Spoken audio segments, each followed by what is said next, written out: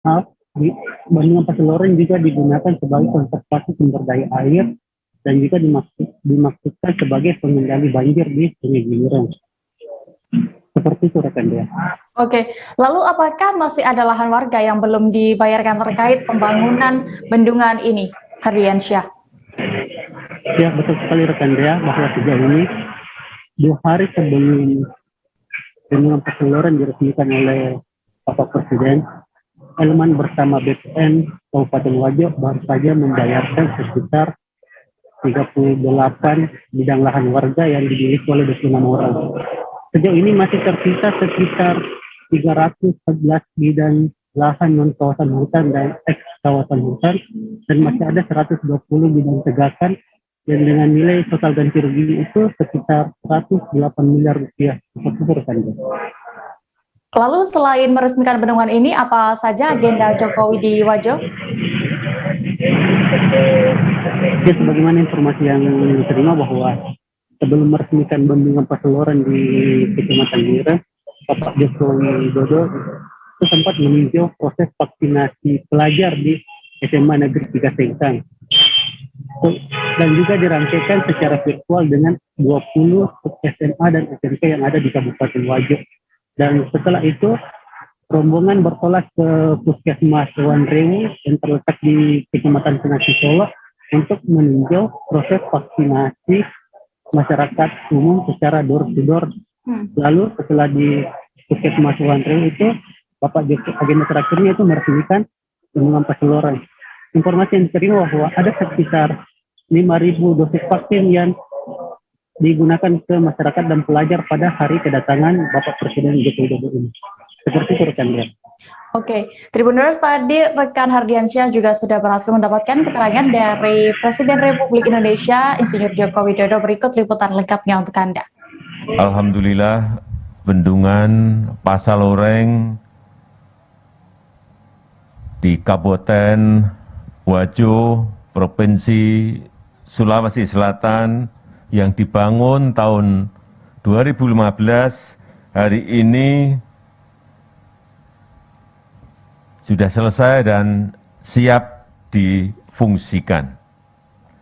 Bendungan Pasiloren ini menelan biaya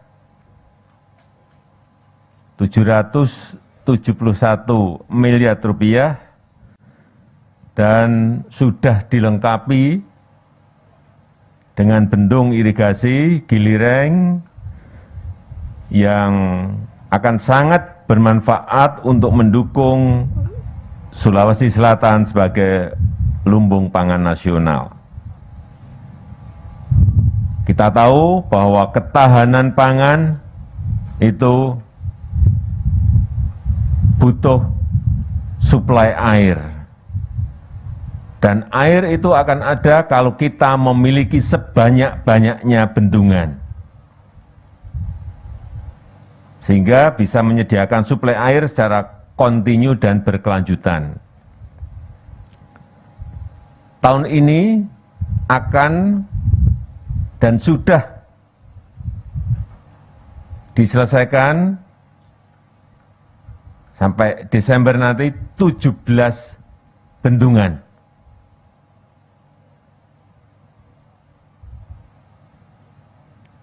Dan kita harapkan dengan bendungan yang ada ini, sekali lagi, ketahanan pangan kita akan bisa kita perkuat dan kita tingkatkan. Dengan kapasitas tampung. Beralih ke informasi berikutnya, Tribuners, pihak Rumah Sakit TNI Polri di Papua menerima bantuan sejumlah 25 unit oksigen konsentrator. 25 unit oksigen konsentrator itu kemudian disalurkan kepada 4 rumah sakit di sana. Bantuan ini sangat diapresiasi dan diharapkan bisa digunakan sebaik mungkin di tengah pandemi COVID-19. Detail informasinya akan disampaikan oleh rekan wartawan Tribun Papua, Hendrik Rewa Patara, yang kini sudah tersambung bersama kami. Halo, Hendrik. Ya, halo Dea dan juga Tribuners. Hendrik, untuk terkait pemberian oksigen konsentrator ini, bertujuan untuk apa saat ini, Hendrik? Ya, rekan Dea, dapat saya laporkan bahwa pemberian oksigen konsentrator ini untuk membantu pihak Rumah Sakit TNI Polri dalam rangka menangani pasien COVID-19 di Papua dan terlebih khusus di Kota Jayapura. Oke, lalu bantuan tersebut ini disalurkan oleh siapa sebenarnya? Iya, baik ya. Bantuan tersebut diberikan langsung oleh Menteri Perindustrian karena beliau merupakan Wakil Ketua Umum FKPBI. Oke, lalu bagaimana dengan respon pihak TNI Polri atas bantuan tersebut yang disalurkan melalui pihak mereka? Iya, mewakili TNI Polri, Pangdam 17 Cendrawasih sangat apresiasi dan juga berterima kasih karena dengan alat ini sangat membantu pihak rumah sakit dan juga sangat bermanfaat di tengah pandemi COVID ini. Gitu deh. Baik, terima kasih rekan wartawan Tribun Papua, Hendrik Rewa Patara untuk informasinya. Selamat kembali bertugas. Kita menuju informasi berikutnya, Tribuners. Ketersediaan darah di Palang Merah Indonesia, Kabupaten Tanah Laut, Kalimantan Selatan hingga saat ini masih seret. Pada Kamis 9 September hari ini misalnya, hanya tersedia 10 kantong darah yang siap digunakan. Hal itu pun merisaukan pengurus PMI Tala. Pasalnya pihaknya harus melayani sebanyak 5 rumah sakit di sana. Kabar selengkapnya akan disampaikan rekan wartawan dari Banjarmasin Pos, Roy, yang kini sudah bergabung bersama kami. Halo rekan Roy. Iya, halo. Roy, sejak kapan sebenarnya ketersediaan darah di PMI Kabupaten Tanah Laut ini mengalami penurunan secara drastis? Kondisi ini terjadi hampir berbarengan adanya pandemi COVID-19 sejak sekitar 2 tahun yang lalu. Jadi ketika pandemi terjadi, tidak lama setelah itu juga terjadi penurunan untuk ketersediaan stok darah di Palang Merah Indonesia Tanah Laut. Demikian, Mbak. Oke, lalu rata-rata ketersediaan atau stok harian di sana, berapa jumlah kantong darah yang biasanya ada di markas PMI Tanah Laut sendiri? Ya, jadi sejak musim pandemi ini, ketersediaan harian stok darah yang ada di PMI Kabupaten Tanah Laut hanya sekitar 20 ya, 20 ke bawah. Jadi kondisi stok terbanyak semasa pandemi ini hanya 20 kantong ke bawah. Tidak pernah melampaui itu, dan pernah juga malah hanya 6 kantong dalam sehari. Demikian. Oke, lalu tadi juga informasinya di PMI Tanah Laut ini melayani 5 rumah sakit ya. Di mana saja? Rumah sakit apa saja itu? Ya, 5 rumah sakit ini semuanya ada di Kota Pelihari. 2 di antaranya merupakan rumah sakit umum daerah milik Pemkab Tanah Laut, yaitu Rumah Sakit Umum Daerah Haji Buyasin dan Rumah Sakit Umum Daerah Ki Haji Mansur. Mohon maaf, yang satu ini berada di di Kecamatan Kintab yang berjarak sekitar 80 km dari Kota Pelihari, Rumah Sakit Umum Daerah. Kemudian untuk 3 rumah sakit swasta itu ada di Kota Pelihari. Di antaranya Rumah Sakit Citra Medika, kemudian Rumah Sakit Ainun, dan satu lagi ada di Kota Pelihari juga, saya lupa namanya ini, Pak. Oke, lalu bagaimana dengan upaya PMI Tala dalam upaya mendongkrak ketersediaan darah di sana, Roy? Ya, sejak beberapa bulan yang lalu, mulai sekitar pertengahan 2020, PMI Tanah Laut melakukan beberapa langkah untuk berupaya menambah stok darah, diantaranya dengan menyediakan sembako. Jadi setiap pendonor yang mendonorkan darah langsung diberi sembako, dan juga ada disediakan door prize berupa emas, kalau tidak keliru waktu itu 1 gram, dan itu semuanya dari pengurus uang pribadi dari beberapa pengurus PMI Tanah Laut. Demikian. Baik. Oke, Tribuners, tadi rekan Roy juga sudah melakukan wawancara bersama Haji Syahrian Nurdin selaku Ketua PMI Kabupaten Tanah Laut. Berikut keterangan lengkapnya. PMI Tanah Laut. Bisa dijelaskan, Pak, untuk kondisi saat ini seperti apa ya, Pak, untuk ketersediaan darah di PMI ini? Ketersediaan darah di PMI Kabupaten Tanah Laut pada saat sekarang masih seperti kondisi kemarin, artinya dalam tanda petik sangat memprihatinkan. Stok kita sangat terbatas. Hari ini darah yang siap untuk disalurkan itu hanya 12 kantong. Nah, sedangkan kita memberikan pelayanan untuk 5 buah rumah sakit yang ada di kabupaten, sedangkan stok sedemikian kondisinya, ini sangat mengkhawatirkan sebenarnya kalau ada suatu keadaan kedaruratan begitu. Makanya pada kesempatan ini kami dari BMI Kabupaten Tanah Laut berharap peran serta dan partisipasi dari warga masyarakat untuk kiranya berkenan menyumbangkan darahnya atau mendonorkan darahnya dan bisa datang ke unit donor darah BMI Kabupaten Tanah Laut. Karena tetes darah itu adalah untuk menyelamatkan nyawa kita sesama manusia. Seperti itu. Jadi saat ini posisi 12 kantong, Pak ya? Ya, 12 kantong yang ready artinya sudah siap kita salurkan. Ya. Kalau untuk angka aman tuh berapa, Pak? Berapa kantong yang diperlukan? Kalau idealnya stok darah kita yang standby di unit donor darah ini minimal ya sekitar 70-80 lah gitu. Setiap hari sepertinya seperti itu. Namun kondisi sekarang, kondisi yang sangat tidak normal karena COVID-19 ini, stoknya ya seperti yang ada sekarang, 10-12 paling ada tersedia. Tetapi kami dalam kondisi.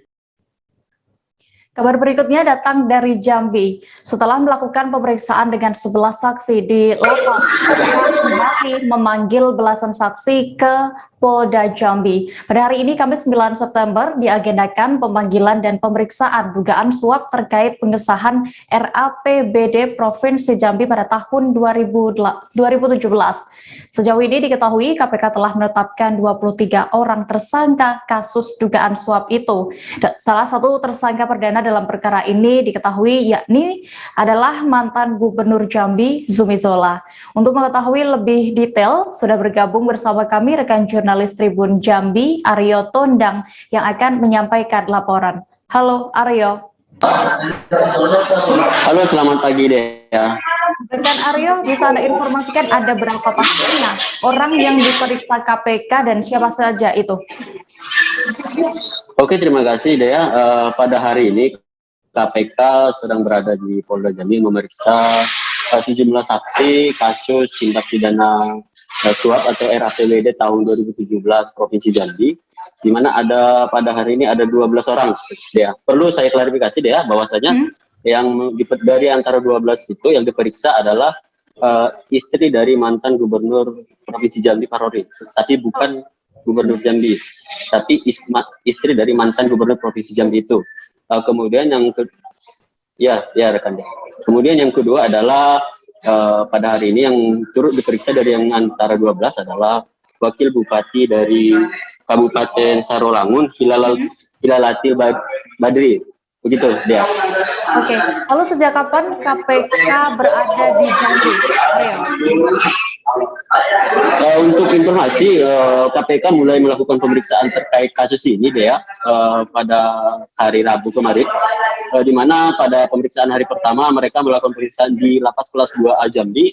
Ada 11 orang diperiksa di sana, rekan Dea, di mana 10 diantaranya merupakan terpidana atas kasus ini. Jadi mereka memang sengaja dilakukan pemeriksaan di Lapas Kelas 2 Jambi. Sementara pada hari kedua ini Polda Jambi, KPK maksudnya dia meminjam salah satu ruangan di Polda Jambi untuk. Oke, Aryo, berarti tadi selain istri dari mantan Gubernur Jambi, ada saksi lain siapa saja yang diperiksa? Ada berapa totalnya? Oh, kalau sesuai data yang dikirim oleh KPK pada pagi ini ada 12 orang, bisa saya sebutkan dia periode 2014-2019, Sulianti, kemudian Rahima, yaitu adalah istri dari mantan Gubernur Provinsi Jambi Pak Rory Umar, kemudian Poprianto, Ismet Kahar, Tartinia, Syamsul Anwar, Meli Haria, Luhut Silaban, Hilalatil Badri yang saat ini sedang menjalani pemeriksaan pada saat ini di ruang pemeriksaan KPK. Kemudian Budi Yako dan Muhammad Hairil. Dea. Baik, Tribuners, tadi rekan Aryo juga sudah berhasil mendapatkan keterangan dari Rahima, istri mantan Gubernur Jambi Fahrori Umar Hasani Hamid dan juga anggota DPRD Provinsi Jambi periode 2014-2019. Berikut keterangannya. Bu, nanya sedikit Bu. Berapa pertanyaan? KPK Bu? Enggak. Oh enggak. Ada beberapa pertanyaan tadi. Ada berapa pertanyaan Bu? Berapa pertanyaan Bu? Bu, terkait tersangkanya apa Bu?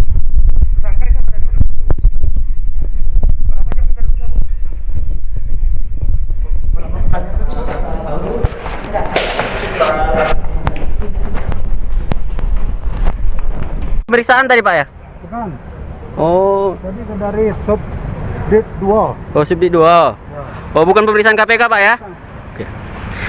Tapi di agenda hari ini KPK sebut ada pemeriksaan terkait Bapak Pak? Nggak ada. Oh, berarti yang dari KPK nggak benar Pak ya pemeriksaannya ya? Pemeriksaan yang disampaikan rilis oleh KPK Pak? Itu nggak benar Pak ya? Apanya? Pemeriksaan rilis yang disampaikan oleh KPK pada hari ini ada.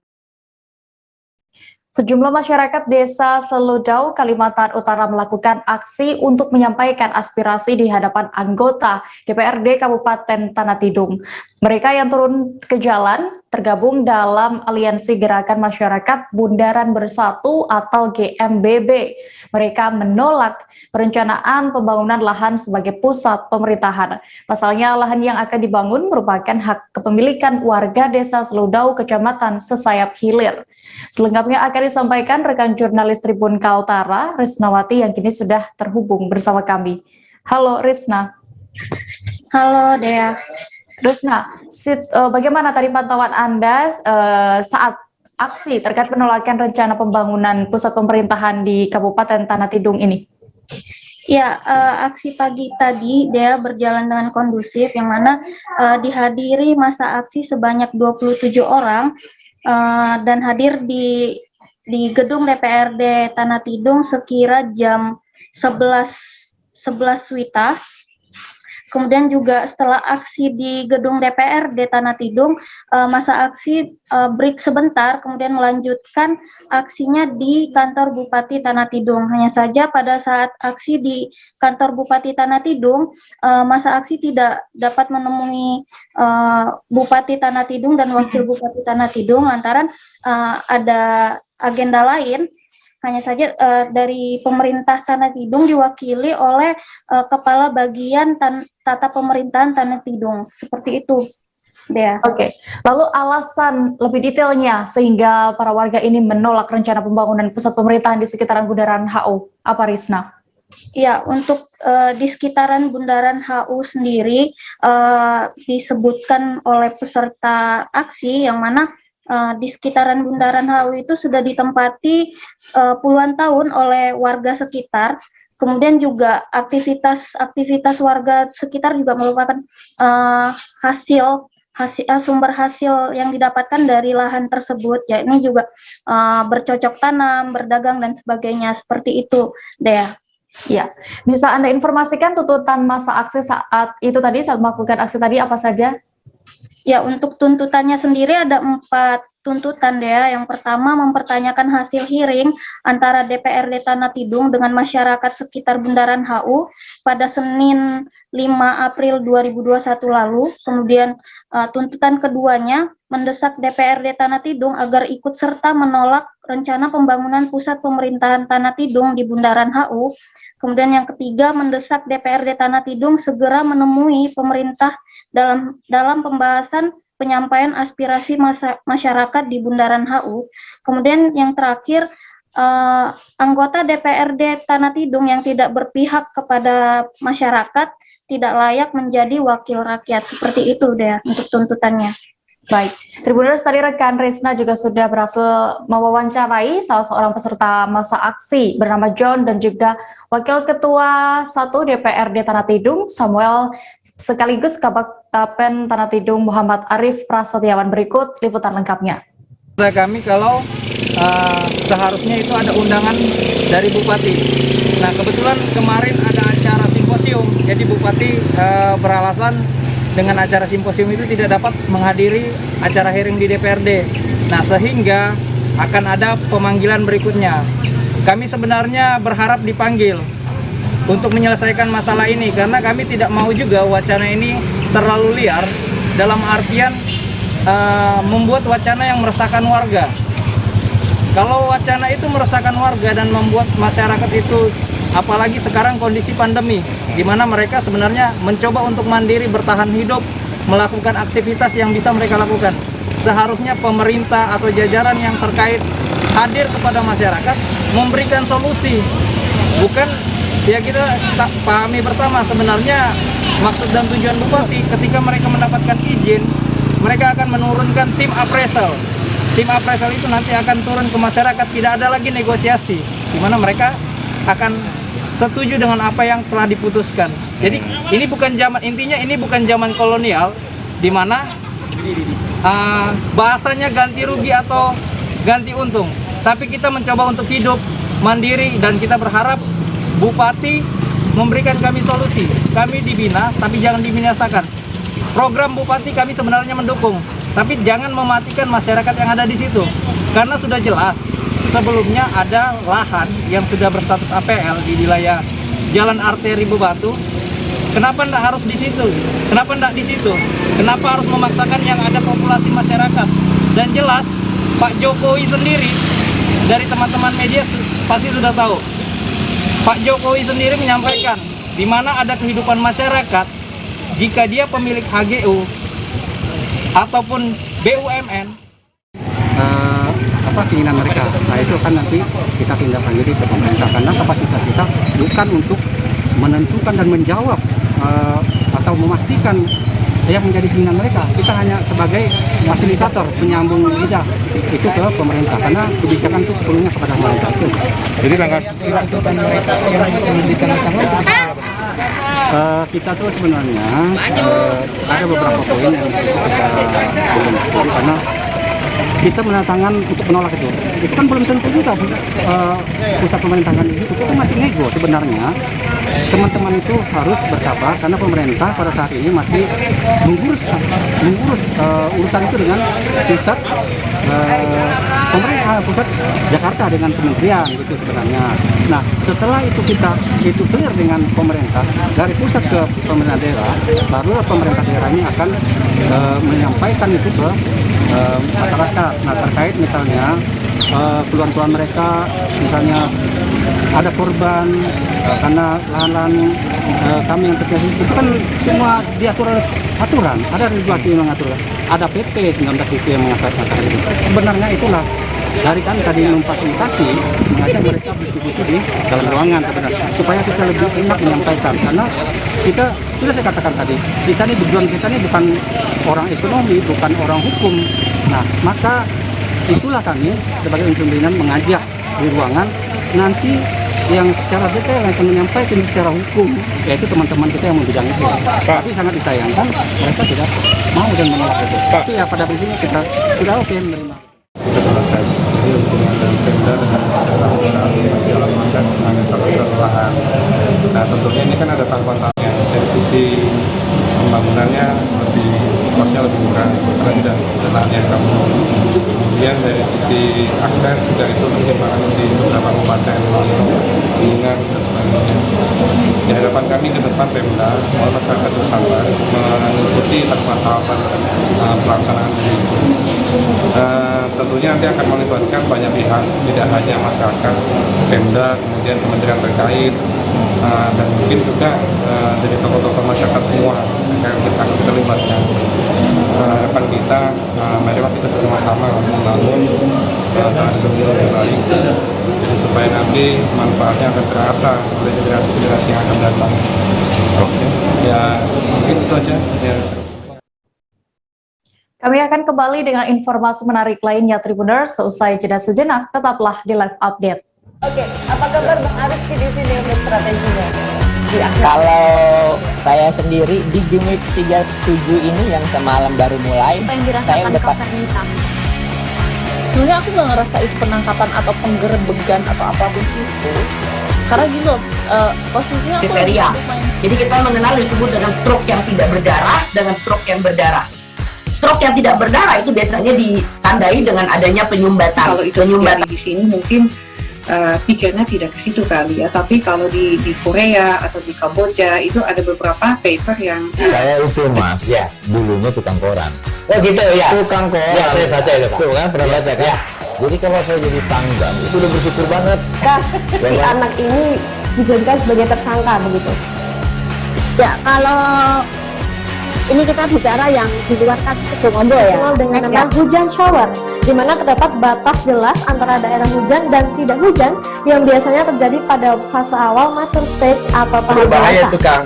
Jadi mulai artinya terjadinya perlembekan. Nah itu untuk penetrasi akan sulit gitu ya. Dok, saya ini menurut saya memang tidak mudah, bukan urusan tanah diambil. Kalau misalnya Amerika Serikat sekarang, Rasulullah mengatakan dalam sebuah hadis bahwa berpuasa di 6 hari Syawal itu. Oke, apa kabar Bang Arif di sini untuk strateginya? Ya, kalau saya sendiri di Jumit 37 ini yang semalam baru mulai, Apa yang saya dirasakan udah Kapten Hitam? Sebenarnya aku nggak ngerasa itu penangkapan atau penggerebegan atau apapun itu. Karena gini loh, posisinya aku Kriteria. Jadi kita mengenal disebut dengan stroke yang tidak berdarah dengan stroke yang berdarah. Stroke yang tidak berdarah itu biasanya ditandai dengan adanya penyumbatan. Kalau itu penyumbatan di sini mungkin pikirnya tidak ke situ kali ya, tapi kalau di Korea atau di Kamboja itu ada beberapa paper yang Saya itu Mas, ya, dulunya tukang koran. Oh gitu ya. Tukang koran. Ya, saya baca itu Pak. Tuh kan, pernah baca kan? Ya. Jadi kalau saya jadi Pangdam itu udah bersyukur banget. Si anak ini dijadikan sebagai tersangka begitu. Ya, kalau ini kita bicara yang di luar kasus Sibolombo ya. Dengan nama hujan shower, di mana terdapat batas jelas antara daerah hujan dan tidak hujan yang biasanya terjadi pada fase awal mature stage atau tahap berbahaya dewasa. itu Kang. Jadi mulai artinya terjadinya perlembekan. Nah itu untuk penetrasi akan sulit gitu ya. Dok, saya ini menurut saya memang tidak mudah, bukan urusan tanah diambil. Kalau misalnya Amerika Serikat sekarang, Rasulullah mengatakan dalam sebuah hadis bahwa berpuasa di 6 hari Syawal itu. Oke, apa kabar Bang Arif di sini untuk strateginya? Ya, kalau saya sendiri di Jumit 37 ini yang semalam baru mulai, Apa yang saya dirasakan udah Kapten Hitam? Sebenarnya aku nggak ngerasa itu penangkapan atau penggerebegan atau apapun itu. Karena gini loh, posisinya aku Kriteria. Jadi kita mengenal disebut dengan stroke yang tidak berdarah dengan stroke yang berdarah. Stroke yang tidak berdarah itu biasanya ditandai dengan adanya penyumbatan. kalau itu penyumbatan di sini mungkin pikirnya tidak ke situ kali ya, tapi kalau di Korea atau di Kamboja itu ada beberapa paper yang Saya itu Mas, ya, dulunya tukang koran. Oh gitu ya. Tukang koran. Ya, saya baca itu Pak. Tuh kan, pernah baca kan? Ya. Jadi kalau saya jadi Pangdam itu udah bersyukur banget. Si anak ini dijadikan sebagai tersangka begitu. Ya, kalau ini kita bicara yang di luar kasus Sibolombo ya. Dengan nama hujan shower, di mana terdapat batas jelas antara daerah hujan dan tidak hujan yang biasanya terjadi pada fase awal mature stage atau tahap berbahaya dewasa. itu Kang. Jadi mulai artinya terjadinya perlembekan. Nah itu untuk penetrasi akan sulit gitu ya.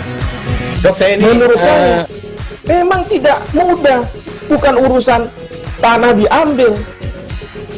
Kalau misalnya Amerika Serikat sekarang, Rasulullah mengatakan dalam sebuah hadis bahwa berpuasa di 6 hari Syawal itu. Oke, apa kabar Bang Arif di sini untuk strateginya?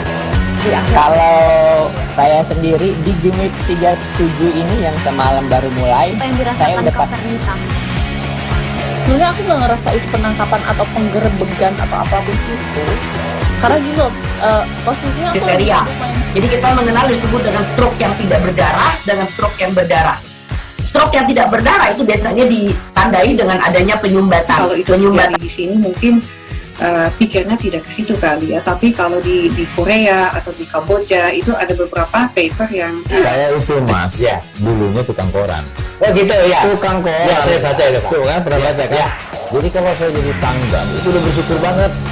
Si anak ini dijadikan sebagai tersangka begitu. Ya, kalau ini kita bicara yang di luar kasus Sibolombo ya. Dengan nama hujan shower, di mana terdapat batas jelas antara daerah hujan dan tidak hujan yang biasanya terjadi pada fase awal mature stage atau tahap Berbahaya dewasa. itu Kang. Jadi mulai artinya terjadinya perlembekan. Nah itu untuk penetrasi akan sulit. Gitu ya. Dok, saya ini menurut saya memang tidak mudah. Bukan urusan tanah diambil. Kalau misalnya Amerika Serikat sekarang, Rasulullah mengatakan dalam sebuah hadis bahwa berpuasa di 6 hari Syawal itu. Oke, apa kabar Bang Arif di sini untuk strateginya? Kalau saya sendiri di Game Week 37 ini yang semalam baru mulai, saya udah Sebenarnya aku nggak ngerasa itu penangkapan atau penggerebegan atau apapun itu. Karena gini loh, posisinya aku kriteria. Jadi kita mengenal disebut dengan stroke yang tidak berdarah dengan stroke yang berdarah. Stroke yang tidak berdarah.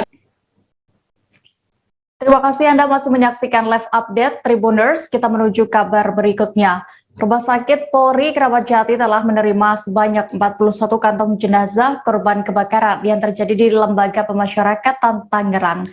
Tim Disaster Victim Identification atau DVI Rumah Sakit Polri Kramat Jati Jakarta Timur pun langsung bekerja dengan melakukan identifikasi korban. Pada hari ini, Kamis 9 September, tim DVI menyampaikan bahwa sudah ada 1 korban jiwa berhasil teridentifikasi. Informasi lengkapnya akan disampaikan oleh rekan jurnalis Tribun News, Rizky Sandi Saputra, yang kini sudah bergabung bersama kami. Halo Rizky. Ya, halo Dea dan juga Tribuners. Rekan Rizky, bisa Anda informasikan bagaimana informasi terkini soal kebakaran Lapas Tangerang ini? Ya, jadi Dea dan juga Tribuners bisa disampaikan bahwa pada siang tadi sekira pukul 1 waktu Indonesia bagian Barat itu Rumah Sakit Polri bersama dengan tim DVI-nya menyampaikan update terbaru terkait dengan proses identifikasi seluruh korban atau napi yang meninggal dunia akibat terbakarnya lapas kelas 1 Tangerang pada Rabu dini hari kemarin. Dari hasil tersebut, tim DVI telah menerima 41 kantong jenazah yang masing-masing itu berisi 1 jenazah, begitu dengan berarti seluruh jenazah sudah diserahkan ke pihak RS Polri.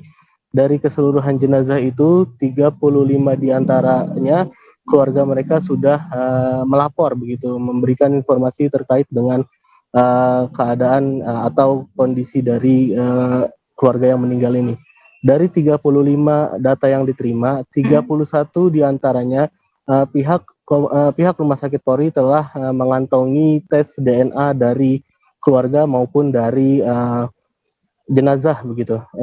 Dari hasil tersebut, pada pukul 1 siang tadi, Brigjen Pol Rusdi Hartono selaku Karopenmas Divisi Humas Mabes Polri menyampaikan bahwa 1 jenazah sudah berhasil diidentifikasi atas nama Rudi alias Cangak bin Ong Eng Chue, begitu, Dea. Oke, Rizky. Lalu bagaimana sejauh ini langkah yang akan dilakukan lagi oleh Polri? Ya, untuk proses identifikasi masih terus dilakukan oleh jajaran tim DVI Polri dan juga forensik Rumah Sakit Polri Jakarta Timur. Bahkan pihaknya juga telah melakukan beberapa temuan, begitu, baik itu sidik jari para korban dan juga tes DNA para korban sudah dikantongi beberapanya, bahkan untuk warga negara asing, 2 warga negara asing yang turut menjadi korban tewas dari terbakarnya lapas ini. Kedua korban tewas warga negara asing ini sudah dimintai data antemortemnya atau data semasa keduanya ini hidup, begitu, baik itu foto atau data singkat yang didapati dari lapas Tangerang, begitu dia. Baik, Tribuners, tadi rekan Rizky juga sudah berhasil mendapatkan keterangan dari Kepala Biro Penerangan Masyarakat Divisi Humas Polri Brigjen Pol Rusdi Hartono. Berikut liputan lengkapnya. Sampai hari ini, tim telah mengumpulkan 41 kantung jenazah yang berisi 41 jenazah telah diterima. Kemudian juga 35 keluarga telah datang ke pos antemortem telah memberikan datanya, dan sampai saat ini tim telah memiliki 31 sampel DNA. Ini sangat berguna nanti untuk proses identifikasi daripada jenazah yang ada oleh tim sekarang ini. Dan hari ini pukul 13 tadi tim DVI melakukan rekonsiliasi dan teridentifikasi satu korban atas nama Rudy bin Ong Eng Chue, yaitu laki-laki berumur 43 tahun. Korban teridentifikasi berdasarkan sidik jari dan juga rekam medis dari yang bersangkutan. Untuk lebih jelasnya, masalah sidik jari ini akan dijelaskan oleh Kapus Inafis Baris Krim Polri, Brigjen Pol Masudi. Silakan. Kabar selanjutnya masih terkait insiden kebakaran Lapas Kelas 1 Tangerang. Tribuners, Menteri Hukum dan HAM Yasona Lauli mengunjungi RSUD Kabupaten Tangerang untuk menjenguk korban luka akibat kebakaran. Informasi terbaru, 3 narapidana yang sebelumnya dirawat dinyatakan meninggal dunia akibat luka bakar sebesar 98%. Sehingga saat ini masih ada 7 narapidana lain yang menjalani perawatan intensif di rumah sakit. Detail informasinya akan disampaikan oleh rekan wartawan Tribun News, Fandi Permana, yang kini sudah bergabung bersama kami. Halo rekan Fandi. Ya, selamat sore rekan dia. Fandi, apa saja kegiatan Menteri Hukum dan HAM Yasona Lauli tadi di RSU Kabupaten Tangerang?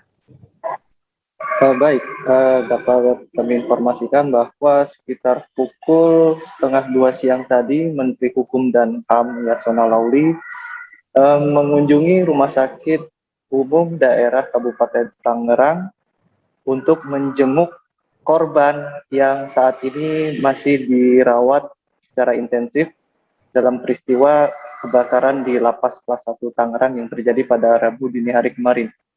Dalam keterangannya, Yasona Lauli juga kembali mengucapkan rasa bela sungkawa kepada korban yang meninggal, dan terbaru pada pagi tadi terdapat korban yang meninggal sebanyak 3 orang usai menjalani perawatan intensif akibat luka bakar yang mencapai 98% dan juga ada gangguan multi organ akibat infeksi saluran pernapasan. Dalam kesempatan itu juga Yasona juga sudah menjenguk dan bertemu kepada keluarga korban dan juga menyerahkan beberapa santunan dari Kemenkumham. Baik, lalu bagaimana dengan kondisi korban kebakaran Lapas Kelas 1 Tangerang itu yang saat ini masih dirawat, Fandi?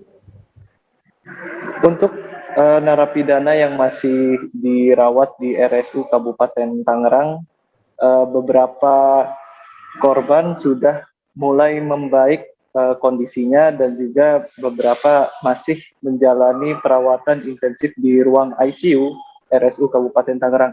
Dalam keterangannya, Yasona juga menyebutkan bahwa terdapat 3 narapidana yang masih menjalani perawatan intensif dan mereka semua masih mengalami trauma yang cukup luar biasa, dan Yasona juga telah bertemu dengan keluarga tersebut dan semua biaya perawatan dan juga pemulasaran jenazah yang meninggal sepenuhnya akan ditanggung oleh pemerintah melalui Kemenkumham.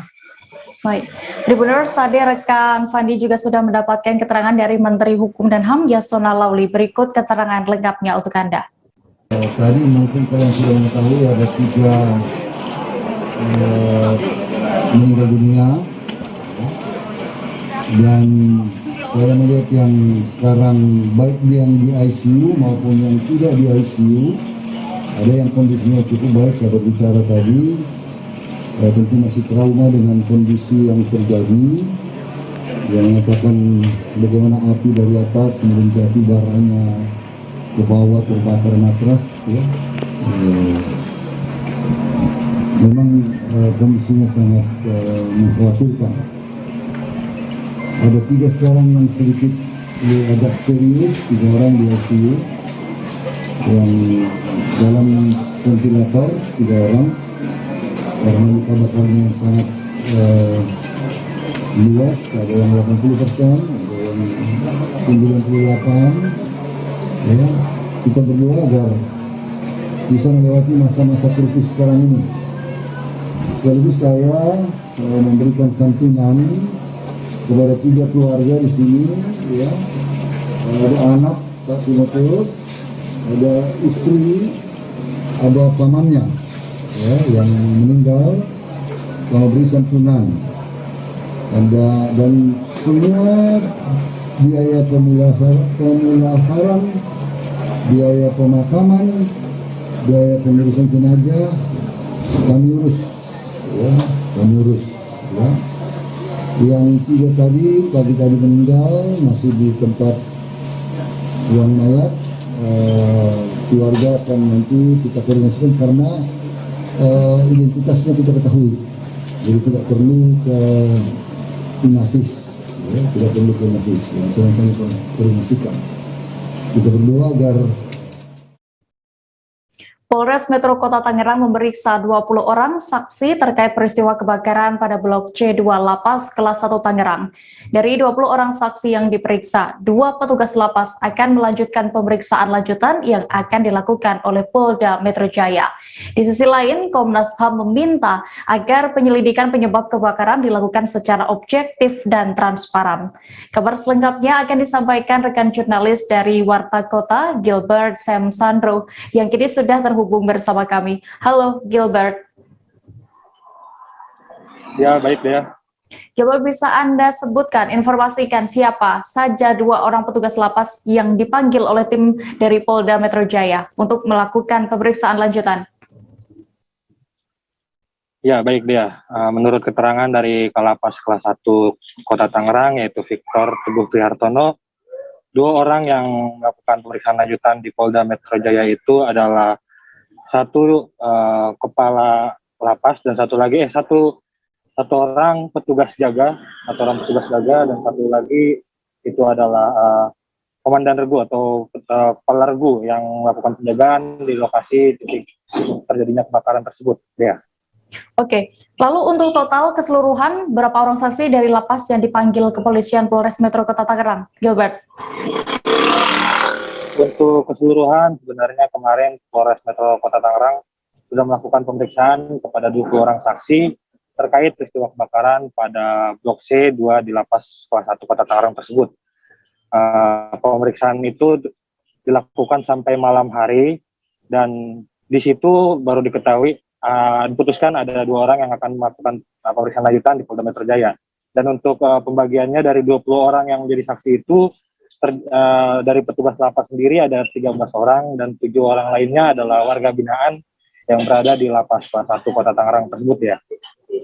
Gilbert, berdasarkan liputan Anda tadi, bisa Anda informasikan update penyidikan penyebab terbakarnya Blok C2 Lapas Kelas 1 Tangerang beberapa waktu lalu? Ya, baik ya. Untuk update penyidikan, tadi pagi Ketua Komnas HAM Taufan Damanik juga telah datang ke Lapas Kelas 1 Kota Tangerang. Untuk saat ini update penyidikan masih dilakukan oleh tim dari Puslap 4 Mabes Polri, dan untuk dugaannya saat ini masih seperti sebelumnya yang dikatakan, yaitu akibat korsleting listrik atau arus pendek. Namun dari pihak Komnas HAM meminta kepada Kapolda Metro Jaya untuk menginvestigasi lebih dalam kasus tersebut dan melakukan penyidikan dengan serius agar mengetahui penyebab dari terjadinya kebakaran tersebut. Selain itu, Ketua Komnas HAM Taufan Damanik juga meminta agar penyidikan dilakukan secara objektif dan transparan, sehingga masyarakat seluruh Indonesia bisa mengetahui apa sebetulnya yang terjadi di Lapas Kelas 1 Kota Tangerang tersebut. Begitu dia. Update terkini korban akibat dari peristiwa kebakaran di Lapas Kelas 1 Tangerang ini bagaimana? Untuk update terkini itu dia masih untuk korban meninggal dunia ada 3 korban tambahan. Sebelumnya itu ada 41 orang korban yang meninggal dunia. Namun untuk hari ini pagi tadi Rumah Sakit Umum Daerah Kabupaten Tangerang menyatakan ada 3 tambahan korban lainnya, yaitu karena luka bakar yang cukup tinggi atau luka bakar yang cukup berat, mulai presentasi dari 60 hingga 98%. Jadi untuk saat ini korban meninggal dunia ada 44 orang, dan untuk korban luka-luka ringan yang menjalani perawatan di klinik dalam area lapas itu tersisa 5 orang lagi dia. Baik, Tribuners, tadi rekan Gilbert juga sudah berhasil melakukan wawancara bersama dokter jaga ruang ICU RSUD Kabupaten Tangerang, Dr. Satika Budi Andiani, kemudian Ketua Komnas HAM Ahmad Taufan Damanik, dan juga Kepala Lapas Kelas 1 Kota Tangerang Victor Teguh Prihartono. Berikut keterangan lengkapnya untuk Anda. Jadi 3 narapidana yang meninggal hari pagi tadi ya, dari mulai jam 3 pagi, itu yang pertama atas nama Tuan A, yaitu meninggal jam 3 pagi. Memang kondisinya pasiennya memang kondisinya luka bakarnya berat, itu sekitar 98%. Pasien itu mengalami kondisi sudah jatuh ke arah yang namanya sepsis. Sepsis itu infeksi yang berat yang sudah mengganggu organ-organ yang lain. Terus yang kedua adalah atas nama Tuan H, itu meninggal jam 6 pagi. Nah, beliau juga sudah kondisinya itu luka bakarnya cukup berat, itu sekitar 60-80% untuk luka bakarnya. Kemudian yang terakhir tadi ketiga atas nama Tuan Timothy, itu luka bakar beliau adalah 80%. Nah, itu luka bakarnya dari beliau itu pun juga sudah berat. Semua pasiennya sudah kami bantu dengan alat berpasang ventilator ketika pasien itu awalnya masuk. Nah, kemudian dilakukan pemeriksaan laboratorium, pemeriksaan penunjang yang lainnya, ternyata memang mengarah adanya gangguan organ yang lain akibat dari luka bakar itu sendiri. Pasien sudah mengalami gangguan multi organ seperti gangguan ginjal, gangguan livernya, kayak gitu. Dari ketiganya sempat mendapatkan tindakan operasi? Tindakan apa mas? Operasi. Operasi. Oh, kemarin itu karena kan kondisi awal masuk itu kondisinya shock berat pasiennya, jadi kita atasi dulu tata laksana shocknya pasien, rehidrasi cairan kayak gitu. Terus kemudian kita berikan obat buat penopang jantungnya pasien seperti norepinephrine, dubutamin. Nah, ketika kondisinya itu stabil, rencana hari ini memang kita lakukan operasi. Nah, cuman ketiga pasien itu belum sempat kami lakukan tindakan operasi. Yang kondisi yang lain ada 4 yang lagi kami perawatan di sini. Rencana hari ini mau dilakukan tindakan operasi. Kondisinya yang korban meninggal itu sebelumnya sadar atau memang sudah tidak sadar? Awal pertama kali saya masuk semuanya sadar pasiennya. Investigasi yang lebih mendalam, ya tentu kita sudah kontak juga dengan Kapolda untuk benar-benar melakukan satu penyelidikan yang serius, mendalam, ya, untuk mencari penyebab kenapa ini terjadi. Untuk sementara dikatakan bahwa ada korsleting listrik, tapi kepolisian kami minta untuk melakukan satu penyidikan yang lebih mendalam, lebih objektif dan transparan, sehingga semua kita, masyarakat Indonesia ini tahu apa sebetulnya yang terjadi. Ya, setelah mengetahui permasalahan yang sudah Pak Lapas jelaskan, masalah overcapacity, infrastruktur, apa yang kemudian mungkin Komnas HAM solusinya atau mungkin harapannya gimana? Selama ini sebenarnya kita sudah pernah, tadi saya katakan ada MOU ya, Komnas HAM dengan Dirjen Lapas dan Menteri Hukum dan HAM. Salah satu tujuan dari MOU itu adalah untuk pembenahan sistem lapas di seluruh Indonesia. Ya. Masalah yang paling besar memang soal bagaimana mengatasi overcapacity. Jadi saya katakan soal overcapacity ini dia sistemik, dia paling dia juga berhubungan langsung dengan sistem pemidana. Sebagai contoh misalnya, ya, orang-orang yang sebetulnya dia pengguna narkoba, kan dalam sistem pemidanaan kita dia dipenjarakan sekian bulan atau sekian lama gitu, dan jumlahnya besar sekali di seluruh Indonesia, sehingga itu membuat overcapacity. Kita menginginkan ada pengubahan dalam sistem criminal justice system kita ya, supaya kemudian Mungkin dicari pendekatan yang lain, misalnya untuk orang-orang yang melakukan satu kesalahan seperti ini. Juga kasus-kasus yang lain yang di banyak negara sebetulnya sudah tidak lagi dimasukkan ke dalam penjara atau lapas. Tapi sistem hukum kita masih seperti itu. Ya, terima kasih. Saksi itu 13 orang petugas jaga, ya, kemudian yang lainnya warga binaan, yang pada saat kejadian mereka berada di tempat bertugas, kemudian warga binaan itu yang berada di luar lingkungan kejadian kebakaran, dan kondisinya sampai tadi malam semua telah diperiksa di Polres, dan ada komandan jaga dan satu orang yang bertugas di blok akan diperiksa oleh tim dari Polda. Jadi kapan Pak pemeriksaannya yang satu orang itu Pak? Rencana hari ini. Jadi yang diperiksa oleh Polda satu komandan jaga dan satu orang petugas jaga di lokasi kejadian. Di klinik lapas sendiri masih ada warga binaan yang dirawat nggak Pak? Tadi pagi ada 5 orang. Kondisinya gimana Pak? Ya. Saya terbakar. Jadi proses pemulihan luka bakar ringan. Ya, kalau melihat posisi di klinik tadi pagi, ya, tidak ada yang luka berat. Jadi yang lain sudah kembali ke kamar masing-masing. 30 itu sudah dipindahkan ke 4 blok hunian itu ya Pak? Sudah. Kita beralih ke Sulawesi Barat, Tribuners. Suhamat Idris R berusia 70 tahun yang merupakan nelayan asal Kabupaten Majene, Sulawesi Barat yang dikabarkan hilang sejak Sabtu 4 September akhirnya ditemukan. Idris ditemukan di perairan Gelasong Utara, Kabupaten Takalar, Sulawesi Selatan, tepatnya di Desa Sampulungan, Jadi. Posisi penemuan sekitar 150 mil dari perairan Majene atau lokasi Idris melaut.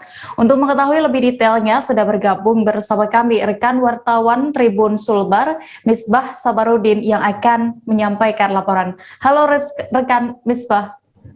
Ya, halo Dea. Ya, Misbah, bisa Anda informasikan bagaimana kondisi terakhir nelayan yang ditemukan di perairan Sulsel ini? Ya. Dapat kami laporkan Dea terkait kondisi terakhir Muhammad Idris, nelayan asal Tubo, Kabupaten Majene yang dikabarkan hilang sejak Sabtu 4 September 2021, ditemukan dengan selamat di perairan Sulawesi Selatan, tepatnya di sekitar Pulau Kondong, Bali. Dan saat ini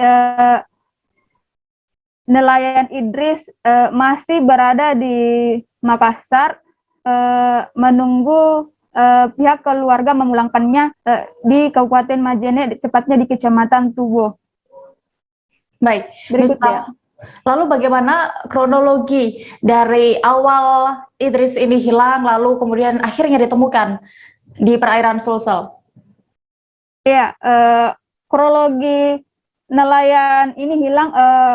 Ini pertama Idris dikabarkan melaut sejak Sabtu tanggal 4 bulan 9 2021. Ini pertama kali dia melaut hendak mencari cumi. Nah, kemudian sampai hingga besoknya Minggu belum juga datang. Warga desa Tubo berinisiatif melakukan pencarian juga dengan berkoordinasi dengan pihak Basarnas. Kemudian pada hari keempat pencarian diketahui kabar bahwa nelayan tersebut terdampar di sekitar Pulau Sulsel, tepatnya di Pulau Kondong, Bali. Ini ditemukan oleh nelayan yang berada di Makassar, Sulsel. Kemudian nelayan yang menemukan segera mengevakuasi Idris ini ke garis pantai Makassar. Lalu apa sebenarnya penyebab dari Idris ini bisa hilang saat itu, Misbah? Ya, dapat kami laporkan penyebab Idris ini hilang selama 4 hari karena adanya kerusakan mesin sehingga perahunya terbawa arus hingga ke perairan Makassar Sulsel. Demikian Dea. Baik, terima kasih rekan wartawan Tribun Sulbar, Misbah Sabarudin untuk laporannya. Selamat kembali bertugas. Seorang sopir angkot panik seusai terpergok oleh warga Perum Karang Kencana, Kelurahan Karangtengah, Kecamatan Gunung Puyuh, Kota Sukabumi, Jawa Barat, tengah berbuat mesum di dalam angkot. Lantaran panik, sopir tersebut pun tancap gas hingga menabrak seorang satpam perumahan. Kepolisian Resort Sukabumi Kota membenarkan kasus asusila yang dilakukan sopir itu. Selengkapnya akan disampaikan rekan jurnalis Tribun Jabar, Dian Herdiansyah, yang kini sudah terhubung bersama kami. Halo rekan Dian.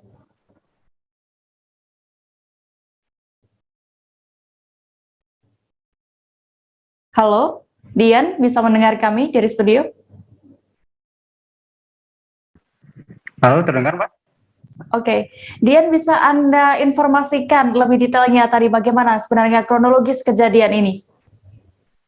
Ya, baik ya, bahwa pada saat itu sekitar pukul 20.30 ke atas, peristiwa terjadi di Perum. Pada saat itu warga sudah mencurigai adanya supir angkot yang diduga mesum dengan anak perempuan di bawah umur. Kemudian semakin warga penasaran, akhirnya dipastikan sama warga dan melihat ke dalam angkot dengan disenter warga ke dalam angkot tersebut. Setelah disenter warga, karena kaget, akhirnya si supir ini ataupun si terduga yang saat ini langsung tampak menggunakan pakaian dalam keadaan telanjang, langsung tancap gas dan akan meninggalkan lokasi Perum Kencana tersebut. Kemudian di tengah perjalanan, si terduga ini lupa arah, artinya bagaimana cara keluar, tidak tahu, akhirnya berputar-putar di Perum. Setelah itu dikerja sama warga, tadinya untuk diberikan arahan supaya tidak hal itu dilakukan, saat diberhentikan sama Satpam Asep yang sekarang sudah meninggal dunia, dengan seketika sopir langsung menabrak almarhum Asep sehingga menyebabkan meninggal dunia. Demikian. Oke, lalu Dian, apakah Satpam Asep sempat dilarikan di rumah sakit atau meninggal di lokasi kejadian? Satpam Asep pada saat kejadian sama warga Perum di sana dibawa ke rumah sakit RS Samsudin SH. Setelah 3 jam berselang, Pak Asep nyatakan meninggal dunia karena memang mengalami luka yang sangat cukup parah. Demikian deh. Oke, saat ini berarti sopir angkot itu sudah berhasil diamankan pihak kepolisian. Bagaimana dengan proses hukumnya? Baik, pada saat kejadian waktu itu langsung diamankan pihak kepolisian. Kemudian kasusnya sedang ditangani oleh pihak Resort Sukabumi Kota, terutama yang menangani langsung di sini Satuan Lalu Lintas unit Takalantas. Secara kasusnya memang berada di ranahnya lalu lintas karena menabrak dengan aturan undang-undang lalu lintas. Demikian ya. Oke, Dian, terkait mobil angkot tadi juga terlihat bahwa rusak ya angkot tersebut. Bagaimana saat itu? Apakah itu juga memang angkot milik pribadi pelaku atau sewaan atau bagaimana? Ya, memang angkot itu jadi sasaran warga ya pada saat itu karena tidak terima satpamnya ditabrak hingga meninggal dunia. Semua warga artinya dipukul habis pemilik kendaraan yang digunakan oleh sopir tersebut hingga rusak parah, mulai dari kaca, semua bagian bodi rusak parah. Untuk sementara bahwa berdasarkan informasi yang dari Kanit Lakalantas Polres Sukabumi Kota, bahwa angkot tersebut bukan milik dia pribadi. Ternyata itu milik orang lain, dia sebagai supir. Oke, lalu terkait dengan dugaan asusila ini juga sudah dibenarkan ya oleh pihak kepolisian. Benar sopir angkot tersebut melakukan tindakan asusila kepada anak. Itu berapa umur anak tersebut dan bagaimana langkah kepolisian dalam pengusutan kasus ini? Baik deh, pada saat kejadian pada waktu itu malam, si anak di bawah umur itu sudah dikembalikan ke orang tuanya oleh pihak kepolisian Resor Sukabumi Kota, yang umurnya saat ini baru 14 tahun ya. Kemudian pihak Polres juga terkait dengan persoalan hukum menyerahkan kepada keluarganya, tergantung keluarga mau dilaporkan atau tidaknya. Demikian Dea. Baik. Tribuners, tadi rekan Dian juga sudah melakukan wawancara bersama AKP Sujana, Kasat Lantas Polres Sukabumi Kota. Berikut keterangan lengkapnya. Dan dari proses pemeriksaan polisi seperti apa sih? Ini kecelakaan itu. Untuk masalah kecelakaan yang tadi malam ya, kita tangani sama unit laka. Kejadiannya tadi malam sekitar pukul 20 lebih lah di komplek perumahan kampung Karang Kencana. Jadi ketika si pelaku karena mungkin ada rasa ketakutan, akhirnya menabrak seorang warga masyarakat yang kemudian dilarikan ke rumah sakit sekitar pukul 00.30-an, meninggal di rumah sakit Bunut. Oke, proses selanjutnya seperti apa? Kita tangani ya, sampai pemeriksaan saksi-saksi, kita lengkapi berkas dulu midiknya. Tadi juga dilakukan gelar perkara. Demikian. Bang Sugabo? Untuk sementara tersangka baru diduga sementara masih diduga. Ada ancaman hukuman untuk terduga? Untuk pasal kita terapkan 311 ayat 4, ancaman hukuman 12 tahun. Luka yang fatal di mana dan itu menyebabkan meninggal? Di bagian kepala bawah sama kaki patah.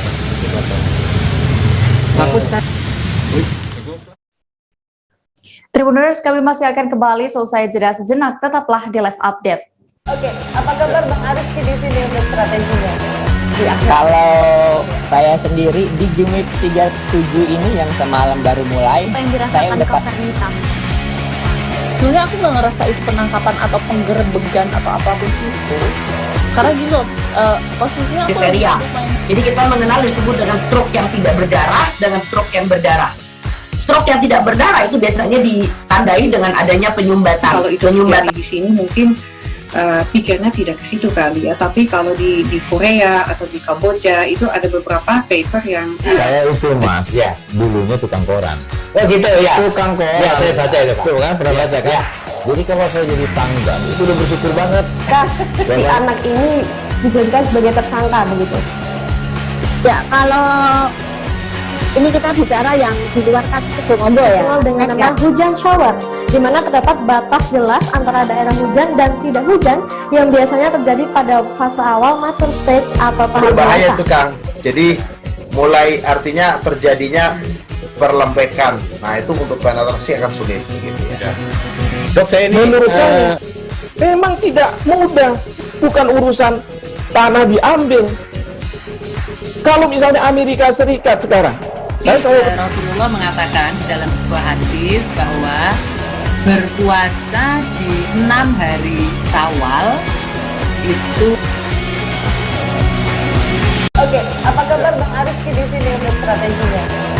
Kalau saya sendiri di Jumik 37 ini yang semalam baru mulai, saya udah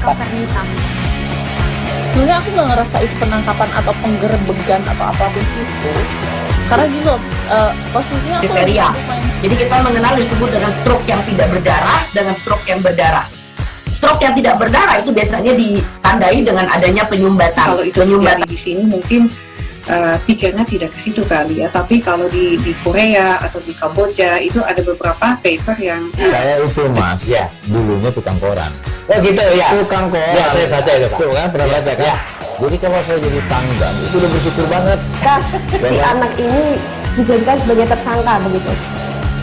Ya, kalau ini kita bicara yang di luar kasus Sebongombo ya. Dengan nama hujan shower, di mana terdapat batas jelas antara daerah hujan dan tidak hujan yang biasanya terjadi pada fase awal mature stage atau tahap Berbahaya dewasa. itu Kang. Jadi mulai artinya terjadinya perlembekan. Nah itu untuk penetrasi akan sulit gitu ya. Dok, saya ini menurut saya memang tidak mudah, bukan urusan tanah diambil. Kalau misalnya Amerika Serikat sekarang, Rasulullah mengatakan dalam sebuah hadis bahwa berpuasa di 6 hari Syawal itu. Oke, apa kabar Bang Arif di sini untuk strateginya? Kalau saya sendiri di Jumik 37 ini yang semalam baru mulai, saya udah sebenarnya aku nggak ngerasa itu penangkapan atau penggerebegan atau apapun itu, karena gini loh, posisinya aku kriteria. Jadi kita mengenal disebut dengan stroke yang tidak berdarah dengan stroke yang berdarah. Stroke yang tidak berdarah itu biasanya ditandai dengan adanya penyumbatan. Kalau itu terjadi di sini mungkin pikirnya tidak ke situ kali ya, tapi kalau di Korea atau di Kamboja itu ada beberapa paper yang saya itu mas, dulunya tukang koran. Oh gitu ya. Tukang koran. Ya, saya baca itu Pak. Tuh kan, pernah baca kan? Ya. Jadi kalau saya jadi tanggang, itu udah bersyukur banget. Si anak ini dijadikan sebagai tersangka begitu. Ya, kalau ini kita bicara yang di luar kasus Situbondo ya. Dengan nama hujan shower, di mana terdapat batas jelas antara daerah hujan dan tidak hujan yang biasanya terjadi pada fase awal mature stage atau tahap Berbahaya dewasa. itu Kang. Jadi mulai artinya terjadinya perlembekan. Nah itu untuk penetrasi akan sulit gitu ya. Dok, saya ini menurut saya memang tidak mudah, bukan urusan tanah diambil. Kalau misalnya Amerika Serikat sekarang, Rasulullah mengatakan dalam sebuah hadis bahwa berpuasa di 6 hari Syawal itu. Kembali di live update Tribun News, kita menuju ke kabar berikutnya. Nurjana berusia 44 tahun, seorang tenaga kerja wanita asal Banua Baru, Kecamatan Wonomulyo, Kabupaten Polewali Mandar, Sulawesi Barat, menghadapi masalah di Dubai, Uni Emirat Arab. Ibu yang bekerja sebagai asisten rumah tangga ini sempat ditahan oleh agen tenaga kerja di Dubai lantaran kabur dari rumah majikan sebelum masa kontrak kerjanya selesai. Nurjana juga sempat dimintai tebusan oleh pihak agen sebesar 30 juta rupiah. Informasi lengkapnya akan disampaikan oleh rekan jurnalis Tribun Sulbar, Hasan Basri, yang kini sudah tersambung bersama kami. Halo rekan Hasan.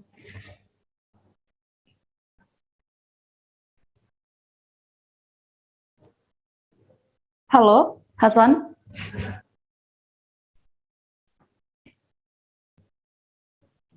Halo.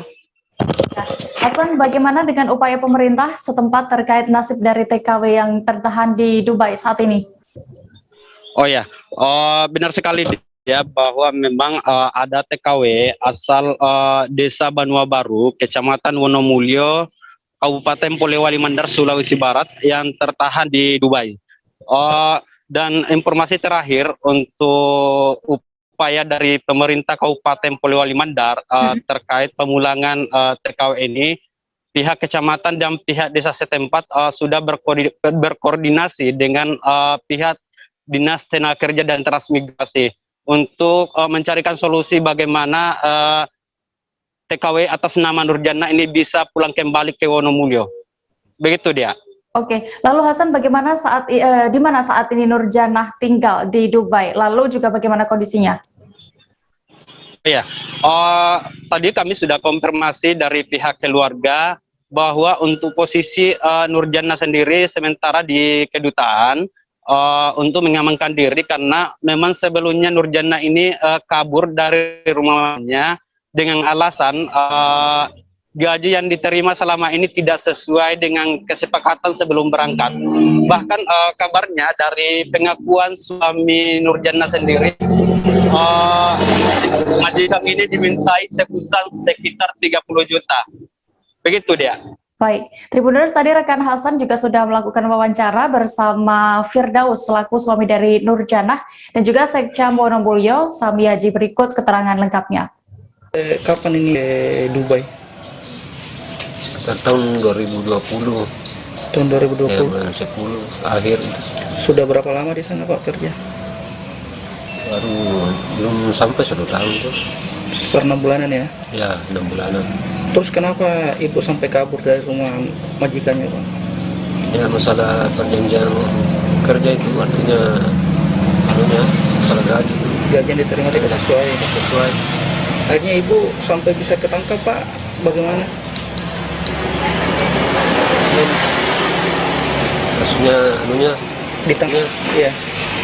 Maksudnya ya di anunya di tempat Kerja baru. ya di tempat kerja baru. Terus informasi katanya sempat dimintai tebusan ya Pak? Ya Berapa banyak Pak? kalau uang di sana 7.500 dirham. Dirham. Ya. Informasi terakhir Pak katanya ibu sudah di kedutaan. Ya sudah. Boleh ceritanya Pak sampai bisa tiba di kedutaan? Ya, kabur lagi ke kedutaan. Sempat kabur dari tempatnya ditahan. Ditahan. Nah, kabar terakhir bagaimana Pak terkait rencana kepulangan ibu, apa kendalanya? Ya, kendala ini masalah biaya anunya, Biaya pemulangan dari sana ya. Butuh berapa besar Pak biaya? Sekitar 15 begitu. 15 juta. Ya sekarang ini masih khawatir ya Pak? Ya masih khawatir juga kan. Apa harapannya Pak? Ya, harapan saya bisa dibantu yang anunya untuk pemulangannya. Oh iya, tadi ini kita sudah berkunjung ke rumah TKI kita yang saat ini ada bermasalah di Dubai. Saya juga sudah panggil tadi Pak Kepala Desa untuk memfasilitasi keluarganya ke Dinas Transmigrasi.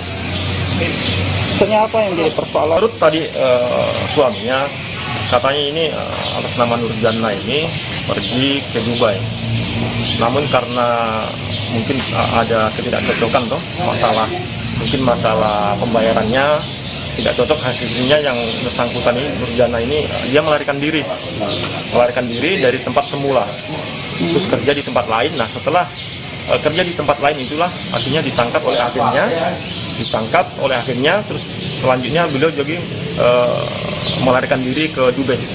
Katanya sama agennya sempat dimintai tebusan ya ke keluarga. Iya, menurut infonya tadi itu katanya yang bersangkutan dimintai tebusan, kalau uang di sini ya sekitar 30 juta. Ya sekarang sudah dilaporkan sama Dinas Tenaga Kerja ya Pak untuk penanganan lebih lanjut. Iya, tadi ini saya nelpon Pak Kabitnya bahwa Pak kalau bisa dibawa sini terus saya melapor ke kantor. Kebakaran hebat menghanguskan sejumlah rumah liar di Kelurahan Baloi Indah, tepatnya area Blok Baloi Mas Indah, Kecamatan Lubuk Baja, Kota Batam pada Rabu 8 September malam. Puluhan bangunan rumah dan kos-kosan warga habis terbakar oleh api.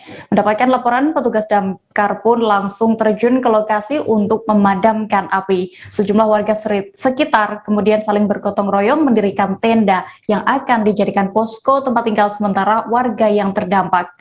Detail informasinya akan disampaikan oleh rekan wartawan Tribun Batam, Noven Simanjuntak, yang kini sudah bergabung bersama kami. Halo Noven. Ya, halo rekan Dea. Noven, bisa Anda informasikan berapa detailnya jumlah rumah warga yang habis terbakar?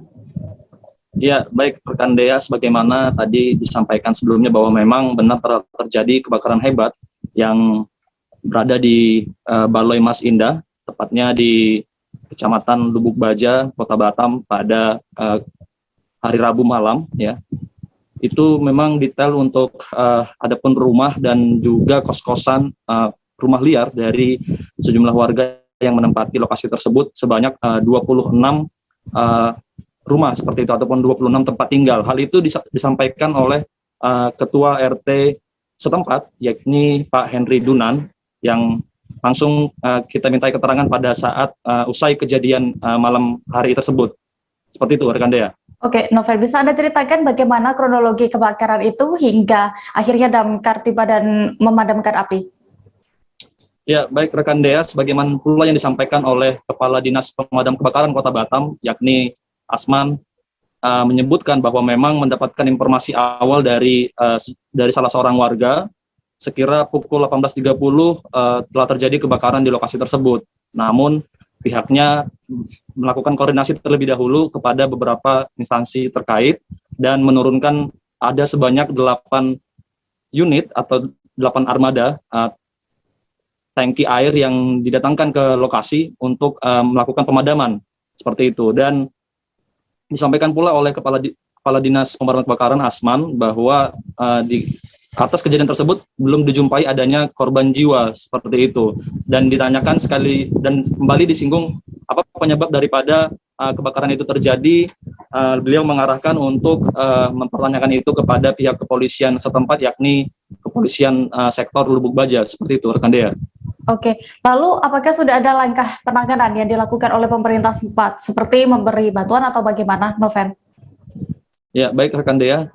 Untuk tindak lanjut daripada pemerintah setempat, pada malam hari itu pula dilakukan pendataan terhadap sejumlah warga yang terdampak daripada tempat tinggalnya yang habis dilahap oleh api seperti itu. Dan dari perkiraan perhitungan sementara itu ada sekira 100 warga yang sudah terdata, dan ada sebanyak 26 rumah yang habis terbakar oleh api. Dan selanjutnya pada malam itu pula dibangun tenda evakuasi sementara ataupun tempat tinggal sementara untuk para warga seperti itu. Dan ke depan nantinya juga akan dibangun dapur umum untuk paling tidak memastikan kebutuhan daripada makanan maupun minuman untuk beberapa warga yang tadinya terdampak dari tempat tinggalnya yang habis dilahap oleh api. Seperti itu yang disampaikan pula oleh camat Lubuk Baja, Ibu Novi seperti itu, rekan Dea. Oke, Noven, lalu Anda kan juga sempat datang ke lokasi juga berjumpa dengan para korban ya. Bagaimana keluhan hati para korban saat itu? Ya, baik rekan Dea, sebagaimana pula yang kami telusuri dan kami pertanyakan dari beberapa warga, salah seorang warga yakni Pak Misnan Situmorang, yang pada saat itu pula memang menceritakan bagaimana hal yang dialami oleh beliau seperti itu, di mana dia merupakan salah seorang warga yang mengaku ngekos ataupun tinggal di kos-kosan di rumahan liar tersebut, dan dia mengatakan bahwa tidak ada satupun barang yang bisa terselamatkan. Jadi yang tersisa hanyalah pakaian yang ada di badannya, dan juga kebetulan ada handphone yang memang berada di kantong celananya seperti itu. Dan ada beberapa dokumen-dokumen penting pula yang memang sudah habis terbakar, dan dia pun berharap bahwa memang paling tidak nantinya ada bantuan daripada donatur ataupun dari pemerintah setempat seperti itu. Itu yang disampaikan oleh Misnan Situmorang, rekan Dea. Baik, terima kasih rekan wartawan Tribun Batam, Noven Simanjuntak untuk laporannya. Selamat kembali bertugas. Kita beralih ke informasi berikutnya. Bupati Sambas Santono melakukan kunjungan kerja ke Kecamatan Jawai, Kalimantan Barat. Dalam kunjungan kali ini, Santono meninjau kondisi pasar tradisional Sentebang. Orang nomor 1 di Sambas itu juga menyempatkan untuk berbelanja hasil pertanian masyarakat Jawai yang dijual di pasar seperti sayur, petai, bahkan tempuyak atau olahan hasil fermentasi durian. Kabar selengkapnya akan disampaikan rekan wartawan dari Tribun Pontianak, Wawan Gunawan, yang kini sudah terhubung bersama kami. Halo rekan Wawan.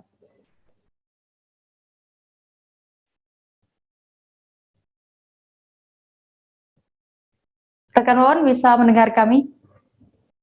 Selamat sore, Dea. Iya, Wawan, bisa Anda informasikan tadi bagaimana kegiatan Bupati saat berbelanja di pasar itu? Ya, Bupati Sambas Santono pada pagi hari tadi berkunjung ke pasar tradisional Sentebang di Kecamatan Jawai. Pada saat itu beliau datang untuk memastikan penerapan protokol kesehatan COVID-19 di pasar-pasar, karena sebagaimana kita ketahui pasar adalah satu di antara pusat-pusat keramaian yang memang sering dikunjungi oleh masyarakat. Pada saat berkunjung di sana, Bupati Sambas menyempatkan diri untuk berbelanja seperti ikan, petai, dan juga olahan daripada durian atau tempoyak. Itu juga dibeli oleh Bupati untuk nanti dikonsumsi di rumah. Begitu Dea. Oke, Wawan, terkait ini tadi juga Bupati menyempatkan ya untuk berbelanja. Apakah memang sering Bupati ini berbelanja saat meninjau dan seperti itu? Dan mengapa beliau juga ingin mengajak masyarakat untuk tetap berbelanja di pasar tradisional? Ya, ini bukan yang pertama kali dilakukan oleh Bupati Sambas, Dea. Karena Bupati pada saat melaksanakan kunjungan kerjanya di beberapa pasar tradisional yang ada di Kabupaten Sambas, dia juga selalu menyempatkan diri berbelanja kebutuhan pokok dan lain sebagainya di pasar-pasar tradisional. Jadi beliau mengatakan bahwasanya pada saat pandemi COVID-19 ini masyarakat dan juga pedagang itu terdampak COVID-19, pengunjung sepi dan lain sebagainya, sehingga dia berkeinginan untuk membantu masyarakat itu, mengajak para masyarakat berbelanja di pasar-pasar tradisional, sehingga nantinya kehidupan masyarakat dan perekonomian rakyat itu bisa terus bergerak. Begitu Dea. Oke, selain berbelanja di pasar tradisional itu ya, apakah ada yang Bupati pesankan atau sampaikan kepada para pedagang di sana, kawan? Ya, pada saat di lokasi beliau juga melaksanakan beberapa kegiatan. Salah satunya adalah memantau penerapan protokol kesehatan COVID-19. Menurut beliau di Pasar Sentebang penerapan protokol COVID-19 sudah cukup baik. Walaupun memang masih perlu diingatkan kepada masyarakat untuk tetap menggunakan masker dan bisa menjaga jarak pada saat berbelanja.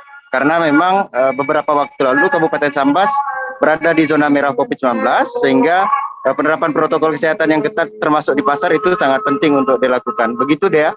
Baik, terima kasih rekan wartawan Tribun Pontianak, Wawan Gunawan melaporkan dari Jawa. Selamat kembali bertugas. Kita beralih ke informasi berikutnya.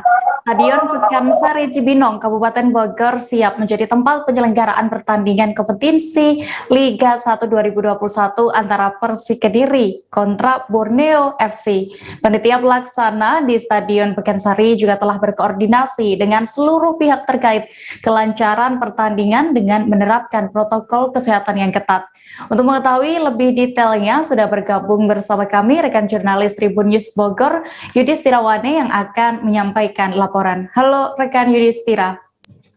Ya, baik Dea, selamat sore. Yudhis, bisa Anda informasikan bagaimana kesiapan panitia pelaksana di Stadion Pakansari jelang laga Persik versus Borneo FC?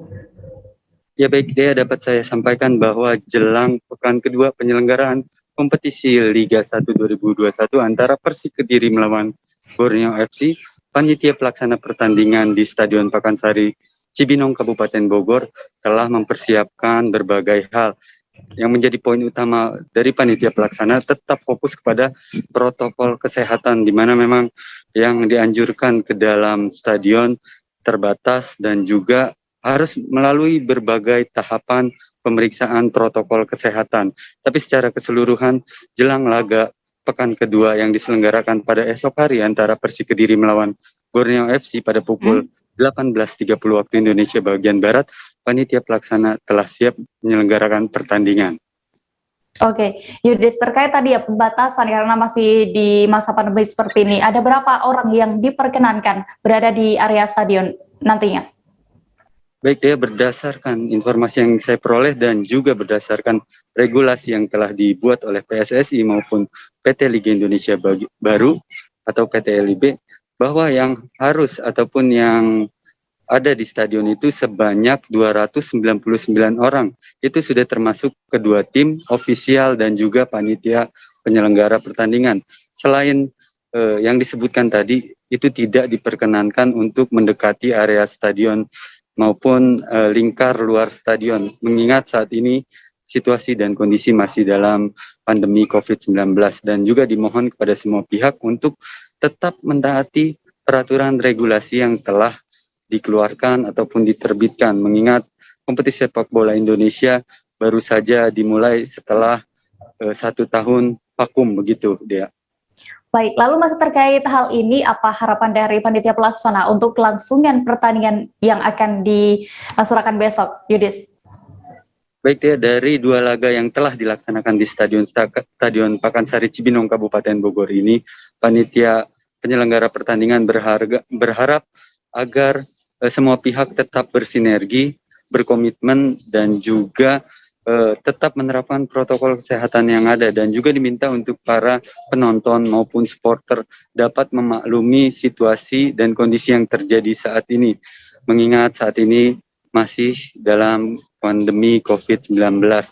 Namun kendati demikian juga panitia penyelenggara pertandingan dan juga seluruh elemen berharap agar semua dapat menahan diri untuk tidak menyelenggarakan nonton bareng, begitu. Baik, tadi juga Tribuners rekan Yudhistira sudah berhasil melakukan wawancara bersama lokal media officer Nandang Permana Sidik. Berikut keterangan lengkapnya. Yang jelas kalau persiapan pansel secara keseluruhan sudah kita laksanakan ya, dari mulai pelayanan terhadap tim yang akan bertanding dengan mengirimkan LO, kemudian tim press conference juga kita sudah laksanakan, MCM juga.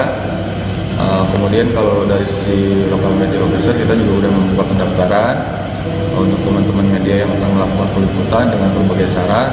Salah satunya harus untuk reporter itu PCR hari ini agar besok sore sudah keluar PCR-nya kemudian dibawa ke stadion. Buat reporter termasuk fotografer juga harus melaksanakan swab antigen di area stadion sebelum 3 jam sebelum pertandingan. Nah, untuk area pemain sendiri sterilnya seperti apa, Kang? Keseluruhan stadion? Stadion ini untuk pertandingan di masa seperti sekarang ini di regulasi sudah disebutkan bahwa pertandingan setiap pertandingan itu hanya ada 299 orang. Itu sudah termasuk 2 tim yang bertanding, ofisial, kemudian panpel. Jadi tidak boleh melebihi batas seperti itu. Kemudian pemain juga tetap sama, mereka PCR, mereka datang ke hotel, mereka antigen, kemudian mereka melaksanakan official training juga sepulangnya dari hotel, sepulangnya dari lapangan, kemudian mereka melaksanakan PCR di hotelnya masing-masing dan tidak boleh keluar sampai besok mereka pertandingan. Oke, secara keseluruhan sudah rampung artinya ya, Kang? Secara keseluruhan sudah rampung, kita sudah koordinasi dengan pihak keamanan juga dari Polres Kabupaten Bogor, Disub, Satpol PP. Dari Jawa Barat kita beralih ke Jawa Tengah. Nasib tragis menimpa Wasitoh, 43 tahun, seorang ibu di Cilacap yang meregang nyawa setelah dibunuh anaknya sendiri, yakni Randi Saputra berusia 23 tahun. Peristiwa keji itu terjadi di Jalan Kelinci Timur, Kelurahan Mertasinga, Kecamatan Cilacap Utara, Kabupaten Cilacap pada Rabu 8 September 2021. Kapolres Cilacap AKBP Leganek Bawardi mengatakan pada saat kejadian ada saksi yang sempat mendengar teriakan korban. Selengkapnya akan disampaikan rekan jurnalis Tribun Jateng, Permata Putra Sejati, yang kini sudah terhubung bersama kami. Halo rekan Jati.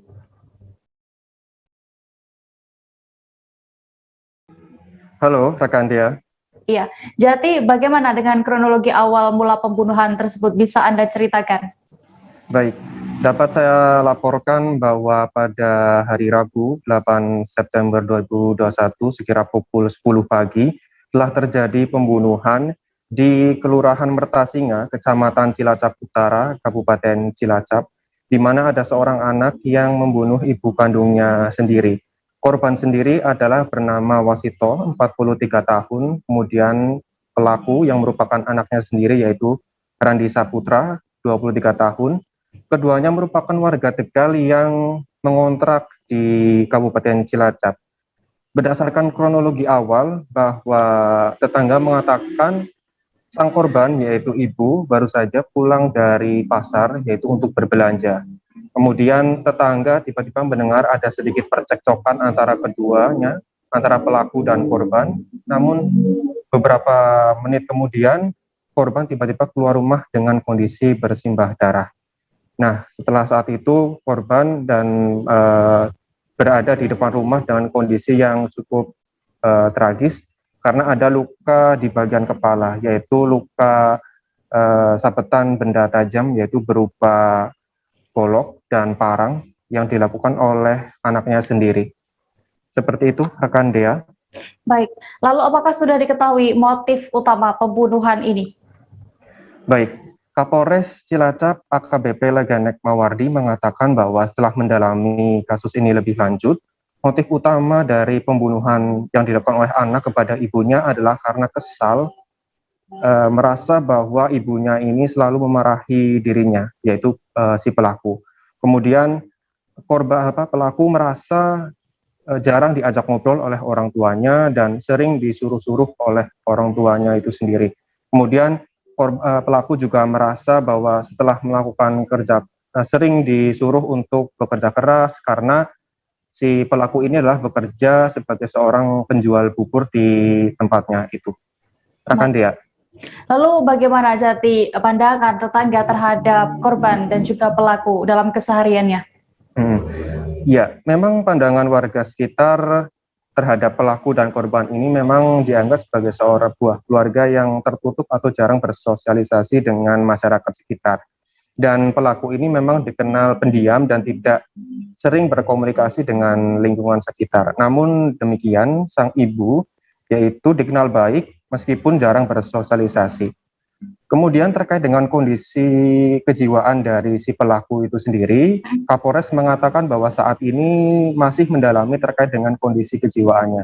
Namun pihaknya mengatakan untuk kondisi kejiwaan saat ini dalam keadaan normal, tapi akan lebih didalami apakah ada unsur-unsur kesengajaan terkait dengan peristiwa pembunuhan yang terjadi di Cilacap tersebut. Rekan Gea. Oke, lalu bagaimana dengan proses atau juga ancaman hukuman bagi pelaku ini, Jati? Ya, baik. Setelah melakukan pemeriksaan lebih lanjut, pihak kepolisian Polres Cilacap mensakakan dengan pasal 338 KUHP dengan ancaman 15 tahun penjara. Dan sampai dengan saat ini, pihak polisi akan terus mendalami kasus ini terkait dengan potensi apakah memang ada pembunuhan berencana dengan adanya kejadian tersebut. Rekan Dea. Baik, terima kasih rekan jurnalis Tribun Jateng, Permata Putra Sejati untuk laporannya. Selamat kembali bertugas.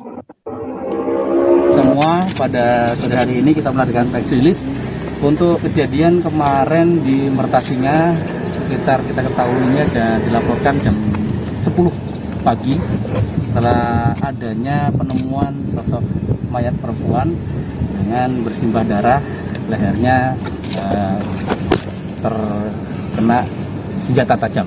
Ini dapat laporan dari warga masyarakat tetangga sekitar kepada salah seorang Babin Kaptibmas di Polsek Cilacap Utara yang pada waktu itu sedang menunggu di puskesmas karena ada kegiatan vaksin massal. Setelah mendapatkan informasi itu, kemudian menghubungi Polres Cilacap, kemudian mendatangi TKP dengan tim Inafis. Didapati di TKP Mertasinga Cilacap Utara itu korban atas nama W merupakan perempuan kelahiran 1978 ini sudah terperungkup dalam bersimbah darah dalam keadaan meninggal dunia, sehingga puskesmas datang dengan inovasi untuk melaksanakan identifikasi. Didapati laporan bahwa yang bersangkutan merupakan korban daripada pembunuhan dan akhirnya dikejar karena informasi dari saksi di sekitar, saksi tetangga kos di Mertasinga itu dilaksanakan oleh tersangka atas nama R yang merupakan anak kandung daripada korban sendiri. Setelah dilaksanakan pengejaran kepada tersangka, akhirnya kita tangkap bersama tim Satreskrim dan anggota Babin Kaptibmas Polres Cilacap Utara tadi. Akhirnya diamankan di Polres dan kita laksanakan pemeriksaan. Untuk hasil pemeriksaan awal, dari pemeriksaan itu tersangka itu luapan emosi terhadap korban karena informasi tadi sekaligus menutup perjumpaan kita dalam live update petang ini Tribuners. Jangan lupa untuk terus memperbaharui kabar terupdate lainnya di seluruh kanal YouTube Tribun Network. Terakhir Tribuners, lantaran masih di tengah pandemi, kami kembali mengingatkan Anda untuk selalu menerapkan protokol kesehatan dimanapun berada. Dan mewakili kru yang bertugas, saya Dea Mita pamit. Terima kasih dan sampai jumpa. Jangan lupa like, subscribe, dan share ya.